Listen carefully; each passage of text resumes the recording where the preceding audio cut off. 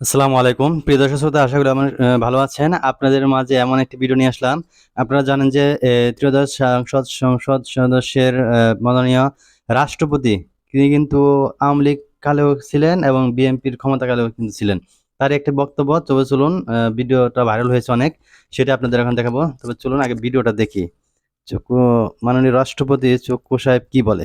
এবং বীর মুক্তিযোদ্ধাদের শ্রদ্ধার সঙ্গে স্মরণ করছি। একই সাথে স্মরণ করছি স্বাধীনতার ঘোষক শহীদ রাষ্ট্রপতি জিয়াউর রহমান বীর উত্তম। আপনারা শুনলেন যে যখন কিনা আওয়ামী লীগ যখন বিএনপি ক্ষমতা ছিল তখনকার ভাষণ আপনারা শুনলেন। এখন চলুন একই সাথে আরেকটি ভাষণ শুনবো যে আওয়ামী লীগ ক্ষমতা থাকাকালীন এই রাষ্ট্রপতি কি আমি বলেছিলেন। গভীর শ্রদ্ধার সঙ্গে স্মরণ করছি সর্বকালের সর্বশ্রেষ্ঠ বাঙালি, বাংলাদেশের মহান স্থপতি, জাতির পিতা বঙ্গবন্ধু শেখ মুজিবুর আপনারা রহমানকে। আসলে আমার মনে হয় কি এই রাষ্ট্রপতির কি এতই টাকার অভাব যে তার চাকরি করাই লাগবে? কেন?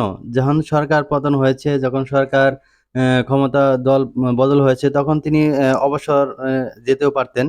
কারণ একই সাথে দেখেন একজন ব্যক্তি কিন্তু ২ দলেরই সমর্থন দিচ্ছেন।